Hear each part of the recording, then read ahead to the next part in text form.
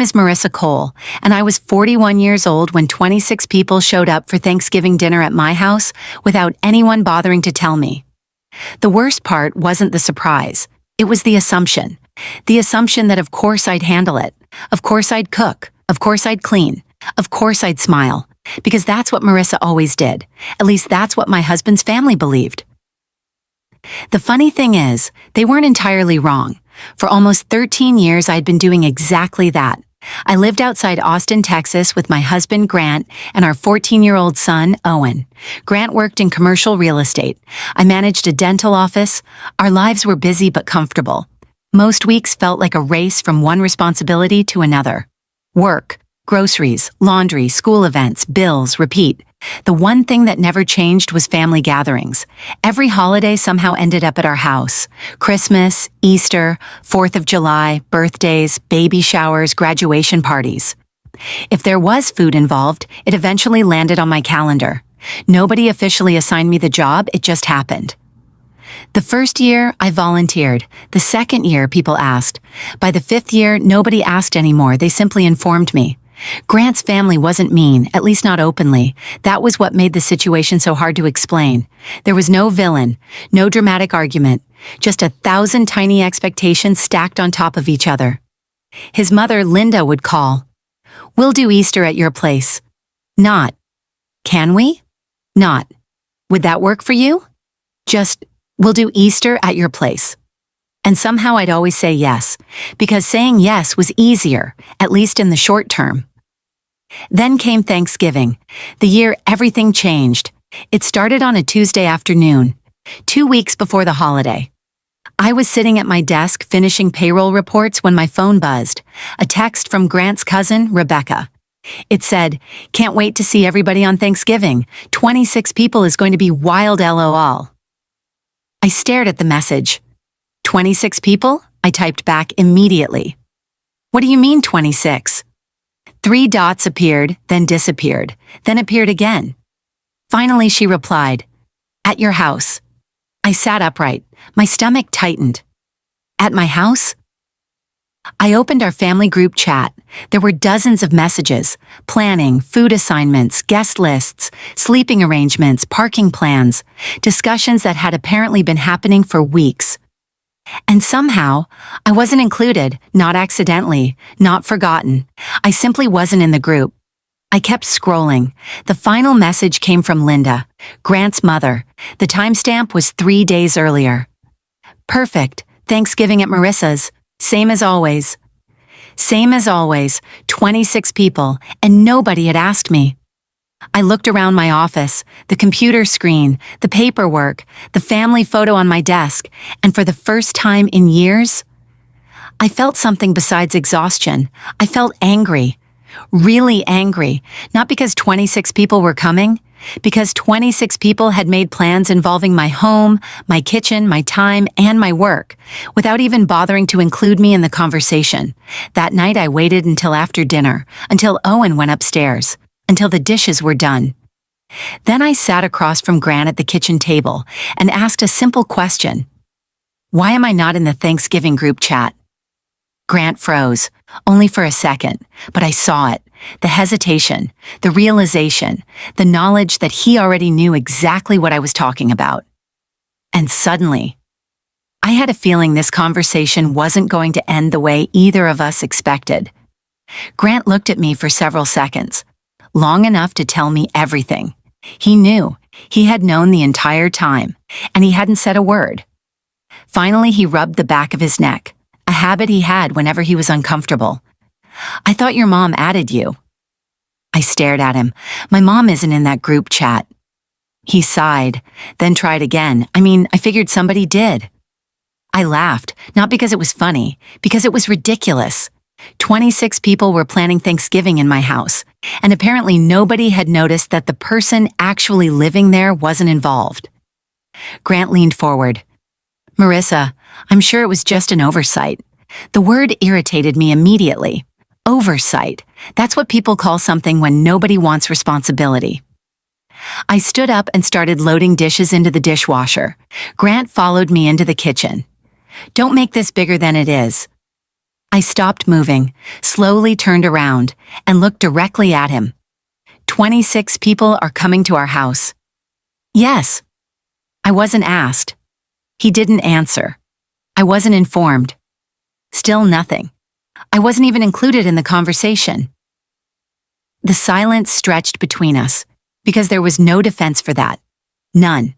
The next morning I woke up still angry, which surprised me. Normally I cooled off overnight. Normally I found a way to justify things. This time I couldn't. At work I kept thinking about the group chat, the guest list, the sleeping arrangements, the complete certainty that everyone had shown while making plans in my home. Around noon my phone rang. Linda, of course. I answered. Hi, Linda.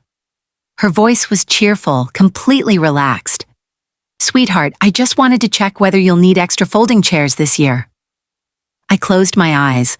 For a second, I couldn't speak, because she wasn't asking if Thanksgiving was happening. She was asking about chairs. The decision had already been made. Without me.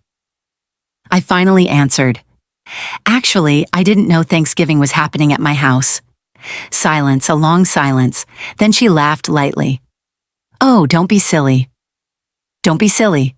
Another phrase I hated instantly. Everybody knows it's at your house. I gripped the phone tighter.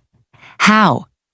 The silence returned, this one longer, more uncomfortable. Finally she said, well, that's where we always do it. There it was, the real answer. Not because I volunteered, not because I offered, not because I agreed, because it had become expected. I ended the call politely, then sat at my desk staring at nothing. And suddenly something became very clear. Nobody was trying to be cruel. That was the problem. Cruelty is obvious. Entitlement isn't.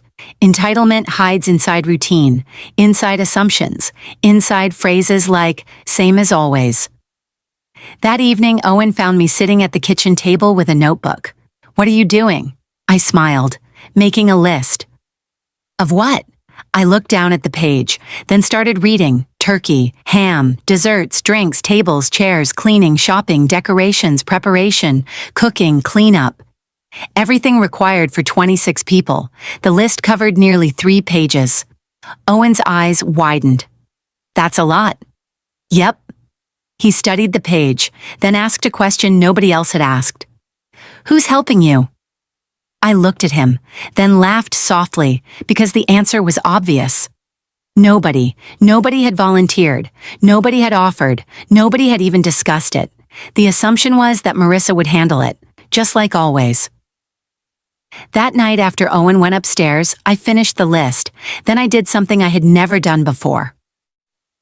At the bottom of the page, I calculated the cost, food, supplies, extra groceries, everything. The total came to almost $900. I stared at the number, then stared some more, because suddenly Thanksgiving looked very different. Not a family gathering, a project, a massive project. One person had been assigned, without permission, without discussion, without appreciation. The next morning, I opened the family group chat, the one I wasn't supposed to see. Then I read every message from the beginning, and halfway through, I found something that made my stomach drop, because while everyone had been deciding what I would cook, they had also been deciding something else, something nobody had bothered to mention to me. 3 relatives planned to stay overnight in my house for 4 days, and apparently, that decision had been made without asking me to. I read the message 3 times, then a 4th. Maybe I thought the words would change. They didn't. 3 relatives, 4 days, my house, no discussion, no permission, no warning, just plans already finalized. One of the messages actually said, Marissa won't mind. I stared at my phone, because nobody had asked whether I minded. They had simply decided I wouldn't. The strange thing was that I wasn't shocked anymore. A month earlier, I would have been. Now it felt predictable, like watching the final scene of a movie after you've already guessed the ending. That evening, Grant came home from work and immediately knew something was wrong, probably because I wasn't pretending everything was fine. Normally I'd smile, ask about his day, start dinner. Instead, I was sitting quietly at the kitchen table, the notebook still open, the 3-page list still sitting in front of me. Grant glanced at it, then at me. You're still upset. I looked up. 3 people are staying here for 4 days. His face immediately changed, not surprise. Recognition, the look people get when they've been hoping you wouldn't find something. Marissa, you knew. It wasn't a question. Grant sat down, slowly, carefully, like someone approaching a nervous animal. I found out last week.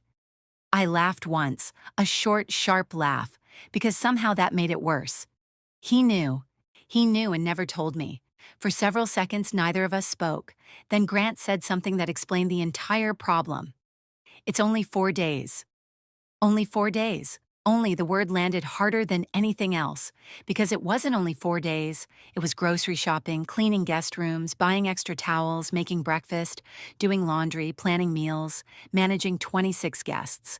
And somehow the person doing all that work was being told it was only 4 days. I stood up, walked to the sink, looked out the window, then quietly asked, Grant, when was the last time you hosted 26 people? The room became silent, because we both knew the answer. Never. Not once. The next week passed quickly. Thanksgiving got closer. The group chat kept growing. More plans, more decisions, more assumptions. And for the first time in 13 years, I didn't volunteer for anything. I didn't make menus. I didn't organize sleeping arrangements. I didn't create shopping lists. I simply waited. Nobody noticed, at least not at first. Then 6 days before Thanksgiving, Linda called. Her voice sounded cheerful, until about 30 seconds into the conversation. Have you bought the turkey yet? No. A pause. What do you mean, no? I kept my voice calm. I mean, I haven't bought it. Silence. Then, when are you getting it? Another assumption, another decision already made. I looked down at my notebook, then answered, I'm not. The silence that followed was enormous. I could practically hear her trying to process the sentence. Finally, she laughed nervously. What do you mean you're not? I took a breath, then said the words I should have said years earlier. I'm not hosting Thanksgiving. Nothing, no response, no laughter, no cheerful tone, just silence. And then the call ended. Not dramatically, not angrily, just ended. 30 minutes later, my phone exploded. Texts, calls, messages, questions, confusion. Everybody wanted to know the same thing. What do you mean you're not hosting? Nobody asked why. Nobody asked how I felt. Nobody asked whether I was overwhelmed. They only wanted to know what would happen to Thanksgiving. And that's when I realized something. For 13 years, I had been treated less like a family member and more like a location.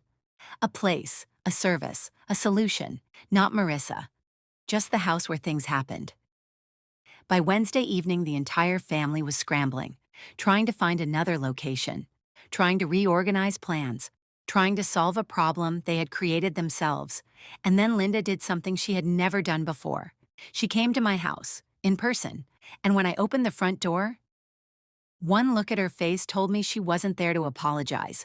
She was there to convince me to change my mind.